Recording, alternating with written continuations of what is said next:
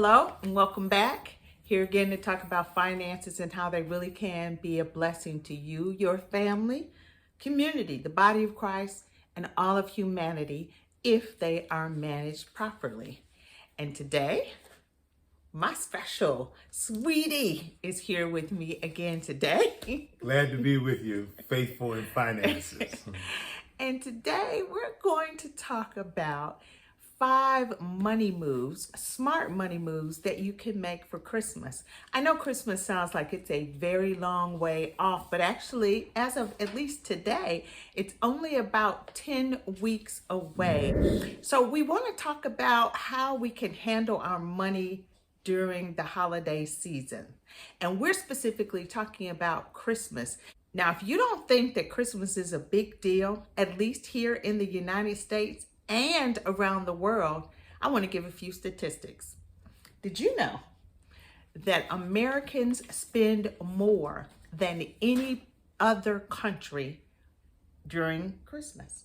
I did not know that, but it's not surprising. In fact, we spend over $1 trillion. But you know what? It's not just the United States. The next country up is Romania. And then after that, Australia. And Africa, if you're listening in, you're not off the hook either. Kenya and Nigeria are also big spenders. You want to take a guess at how much on average we spend here in America on Christmas? About $200 per. If only. Oh, really? Closer to $1,000. Wow. That we're spending.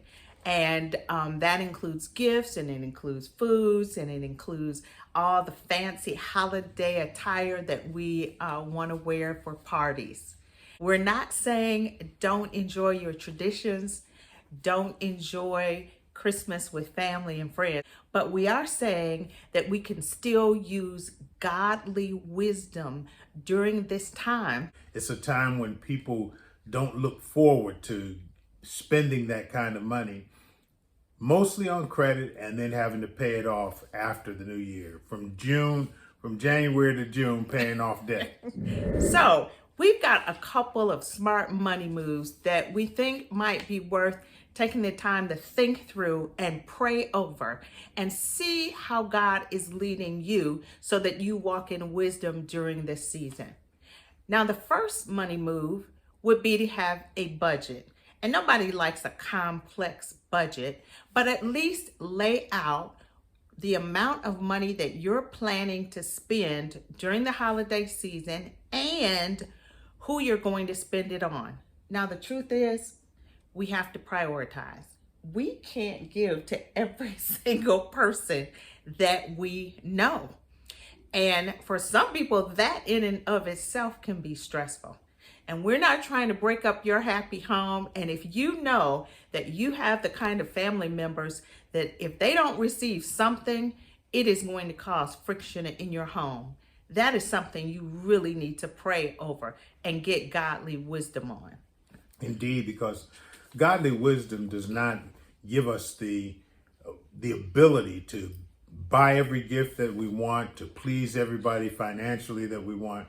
But it does give us the ability to see down the road a ways that a little suffering on this end may cause a lot of joy on another end.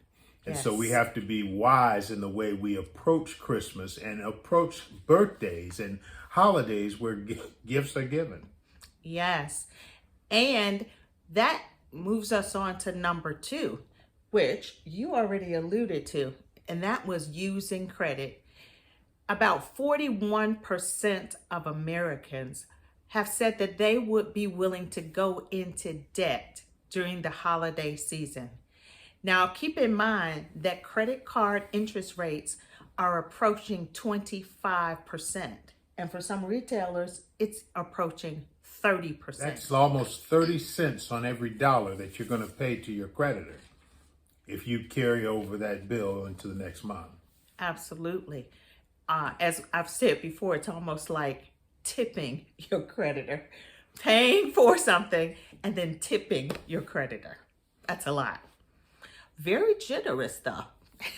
The next smart money move is if you are going to be shopping during this time, take advantage of online sales, coupons, places like retailer.com that will tell you if there are some coupons available.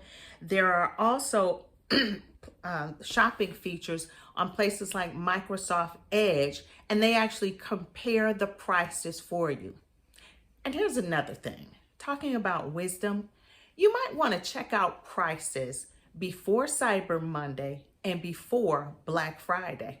You might be surprised to find that sometimes the sales begin well before those timelines, and the sale that you thought was amazing is not really all that great. And you know what? If the actual price that you can afford is nothing and to buy nothing, it doesn't matter if something is 40% off. That is not going to help you in the long run. Now, the next thing, to control your emotions. You know what? Buying a bigger gift does not mean I love you more. It doesn't mean my going into debt and buying the most expensive thing, most expensive piece of clothing, most expensive ring is going to show that I love you more, and doesn't mean that the other person is going to be any happier about it.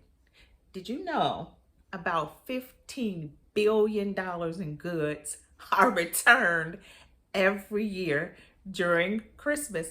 People didn't like the gifts that you sacrificed for, that you're paying the 25% interest on. This is an important point, because when you think of giving emotionally, you're asking someone or telling someone that my love is expressed in the amount of the gift that I'm buying for you. My love is expressed in these sneakers that I'm buying for my children. My love is expressed, and most of the time, your children have been influenced by commercials, by their peers, and now what they want, what they see others have.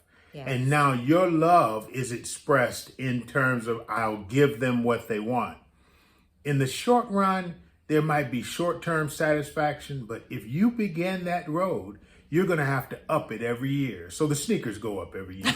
The clothes go up every year. Yes. You're going to wind up spending more and more, so that not just from January to June you're trying to pay this debt off.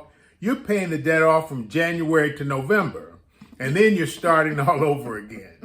It's a road that we have become emotionally involved with. Absolutely. And let me say this, if you don't mind. Let me say this, that your finances are directly related to your communication and your ability to love and show love outside of financial means. For example, let's say that you want to show your wife that you love her and that you want to give her an expensive gift. That gift will be appreciated and probably worn once a month or every 2 or 3 months. But what happens if you say, baby, this year I don't want us to go into debt this year. Yes. But I want to be able to give you a gift that's going to last for a while. So for the next month, I'm going to wash the dishes every night. I'm going to do this with the clothes.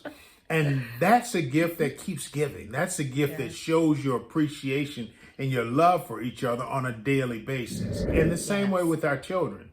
Sometimes it's more valuable to the child. Their lips may be poked out for a while. And they may be upset because they didn't get what they want.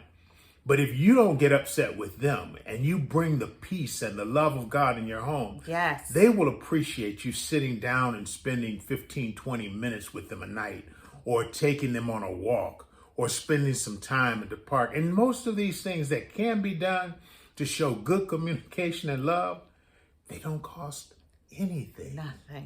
Nothing. That was amazing.